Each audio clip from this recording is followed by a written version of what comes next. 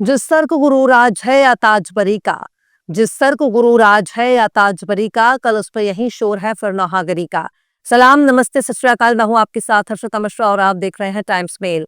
बहुत पुरानी कहावत है कि कुत्ते की दुम हमेशा टेढ़ी की टेढ़ी ही रहेगी। कुत्ते के दुम को 10 साल तक पाइप में घुसा कर रखा जाए तब भी बाहर निकलने के बाद वो टेढ़ा का टेढ़ा ही रहेगा। कुछ यही इस वक्त इजराइल का हाल हो चुका है।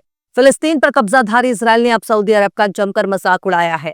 इजराइल के एक नफरती जमूरे ने खुल्लम खुल्ला समझा दिया है कि ना तो फिलिस्तीन बनेगा, ना ही वो फिलिस्तीन को बनने देंगे। बयान देने वाला भी कोई मामूली नहीं है बल्कि इजराइल का मिनिस्टर है, जिसका बयान यूं ही नहीं आ गया।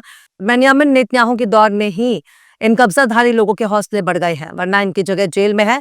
पर सिर्फ फिलिस्तीन तक महदूद नहीं है, सऊदी अरब का भी जमकर मजाक उड़ाया जा रहा है और सऊदी अरब को ऊंट की सवारी करने वाला कहा है। यानी एक तरह से अरब के चरवाहों का मजाक बन रहा है और इसी बहाने इजरायलों के नेताओं ने खुद की असलियत भी जाहिर कर दी है।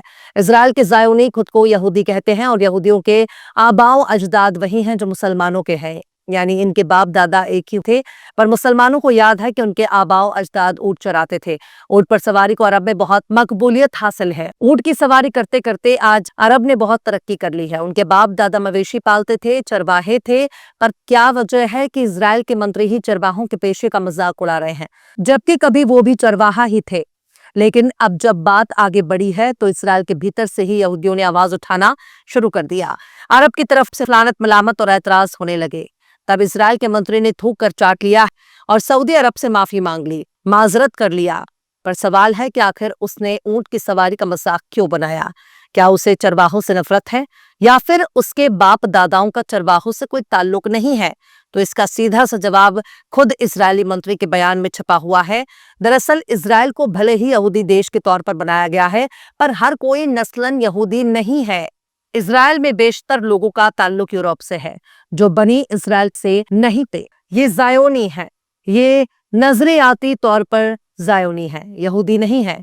एक यहूदी जायोनी हो सकता है पर जायोनी यहूदी नहीं हो सकता, क्योंकि यहूदी एक कौम और खानदान का नाम है, एक नस्ल का नाम है, जबकि जायोनी एक जहनियत का नाम है, एक ख्यालात का नाम है, एक सोच, एक सियासी विचारधारा का नाम है। इसमें यहूदी, ईसाई और गैर कौम के लोगों को शामिल किया जाता है जो मानते हैं कि मजहब की बुनियाद पर यहूदियों का एक मुल्क होना चाहिए। पर बात सिर्फ यहीं तक नहीं है। बनी इजराइल का हर एक शख्स जरूरी नहीं है कि वो यहूदी ही हो, क्योंकि बनी इजराइल के 12 कबीले थे। पैगंबर याकूब अलैहिस्सलाम को ही इजराइल कहते हैं और उनके 12 बेटों के कबीले को बनी इजराइल कहते हैं। याकूब नबी के 12 बेटों में से एक बेटे का नाम यहूदा था और यहूदा कबीला ही आगे चलकर यहूदी के नाम से मशहूर हुआ। अब आप सोचेंगे कि अगर फिलिस्तीन पर यहूदियों ने कब्जा करके मुल्क बना लिया तो बाकी के बनी इजराइल कौन है? दरअसल फिलिस्तीन में रहने वाले मुसलमान कहीं न कहीं इसी बनी इजराइल से ताल्लुक रखते हैं, जिनका मदरलैंड ही फिलिस्तीन है, जिसे किसी जमाने में कनान कहा जाता है। कनान को ही आगे चलकर फिलिस्तीन कहा गया है। कनान में रहने वाले लोगों को कानानी कहा जाता था। मूसा नबी भी कनान के रहने वाले थे, लेकिन इजराइल के मंत्री को अपने बाप दादाओं के बारे में इसलिए नहीं मालूम क्योंकि वो फर्जी यहूदी हैं, जिनको यूरोप ने भेजा है, जिनको जायोनी बनाकर इजराइल में आबाद किया गया है ताकि वे मगरबी ममालिक के हुक्म पर अमल कर सके। इजराइल के वित्त मंत्री बेजालेल स्मोट्रिच ने जुमेरात को ज़ोमेट इंस्टीट्यूट और माकोर रिशोन अखबार के एक इजलास यानी एक कार्यक्रम के दौरान सऊदी अरब और फिलिस्तीन के बारे में एक ऐसी बात कह दी जिसने न सिर्फ सऊदी अरब नाराज हो गया बल्कि खुद इजराइल के वॉशिंगटन वाले आका भी नाराज हो गए। स्मोट्रिच ने सऊदी अरब के साथ रिश्ते बहाल करने के लिए फिलिस्तीनी रियासत के कयाम से इनकार किया है।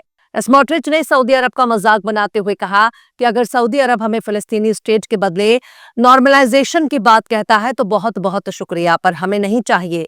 आप सऊदी अरब के रेगिस्तान में ऊंटों की सवारी करते रहिए और हमें अपनी इकोनॉमी, सोसाइटी और अपने स्टेट के साथ तरक्की करते रहेंगे, उन महान चीजों को करते रहेंगे जिन्हें हम करना जानते हैं। स्मोट्रिच ने यह भी कहा कि इजराइल अपनी बॉर्डर के भीतर इजराइल का स्टेट है और वहां कभी भी फिलिस्तीनी राज्य नहीं होगा। इजराइल के इस बड़बोल मंत्री ने अपनी जहरीली जबान से इतना तो कह दिया, पर कुछ ही देर गुजरने के बाद वॉशिंगटन वाले आका तक खबर पहुंची तो नेतन्याहू के मंत्री की खाट खड़ी हो गई। इसके तुरंत बाद स्मोट्रिच ने ट्विटर पर पोस्ट किया और अपने बयान के लिए माफी मांगी। स्मोट्रिच ने कहा कि ऊंट की सवारी करते रहो वाले अपने बयान के लिए वो माफी मांगते हैं, इसे ही कहते हैं थूक कर चाटना। पहले थूका और फिर अपना ही थूका चाटना पड़ा। स्मोट्रिच ने वीडियो में कहा कि सऊदी अरब के बारे में मेरी बयान बिल्कुल गलत था और इसकी वजह से बेइज्जती के लिए मैं माफी मांगता हूं। हालांकि स्मोट्रिच ने अपने वीडियो में फिलिस्तीनी स्टेट को नकार दिया है और कहा है कि मैं सऊदी से उम्मीद करता हूं कि वे हमें नुकसान नहीं पहुंचाएंगे और हमारी विरासत, हमारी परंपरा और यहूदी लोग के यहूदिया और सामरिया में अपने ऐतिहासिक मातृभूमि के अधिकारों से इनकार नहीं करेंगे और हमारे साथ हकीकी अमन कायम करेंगे। लेकिन इस पूरे मामले पर गौर किया जाए तो सऊदी अरब तवील मुद्दत से इस बात पर जोर देता रहा है कि वो इसराइल के साथ अपने रिश्ते तभी बहाल करेगा जब इसराइल भविष्य के फिलिस्तीनी स्टेट को कायम के लिए रजामंद हो जाएगा। लेकिन सऊदी अरब के इसी शर्त का इसराइली लीडर विरोध करते हैं। स्मोट्रिच का यह बयान बुध को नेसेट में उस विधेयक के वोटिंग के बाद आया जिसके तहत वेस्ट बैंक की गैर कानूनी कब्जे वाली बस्तियों को इसराइल में मिलाता है। सऊदी अरब ने इसराइल की इस हरकत का विरोध किया है, उसकी निंदा की है और कहा है कि इनका मकसद नाजायज बस्तियों पर इसराइल की हुकूमत को जायज बनाता है। सऊदी विदेश मंत्रालय ने जुमेरात को अपने बयान में कहा कि कब्जेधारी अफसरों के जरिए की जा रही इस हरकत को पूरी तरह से नकारता है। फिलिस्तीनी लोगों के 1967 का बॉर्डर और ईस्ट जेरूसलम को फिलिस्तीन राजधानी बनाकर बाज़ाफ्ता तौर पर आजाद फिलिस्तीनी रियासत के कयाम और उनके तारीखी हुकूक को अपने हिमायत को दोहराता है। हालांकि इसराइल के मंसूबे पर तब पानी फिर गया जब अमेरिका ने एतराज करना शुरू कर दिया। इसराइल की हरकत पर डोनाल्ड ट्रंप ने सख्त रद्दे अमल का इजहार किया है और कहा है कि अगर इसराइल ऐसा करता है तो इससे गजा का सीज फायर मुतासिर होगा और तो और इसराइल को अमेरिका उसके हाल पर ही छोड़ देगा, उसकी कोई मदद नहीं करेगा।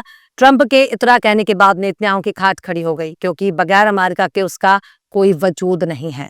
अगर अमेरिका ने साथ छोड़ दिया तो इसराइल की कोई औकात नहीं है, जिसके बाद नेतन्याहू ने इस विधेयक पर रोक लगा दी है। वजीर आजम के दफ्तर बयान जारी कर कहा गया है कि ये विधेयक अपोजिशन के जरिए लाया गया है ताकि माहौल को भड़काया जा सके।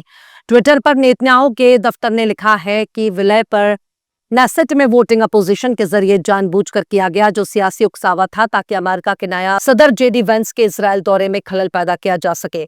दोनों विधेयक नेसेट के अपोजिशन मेंबरों के जरिए स्पॉन्सर किया गया था। यानी बेंयामिन नेतन्याहू का कहना है कि इस बिल को पेश करने में उनका कोई रोल नहीं है, सब कुछ अपोजिशन का किया कराया है।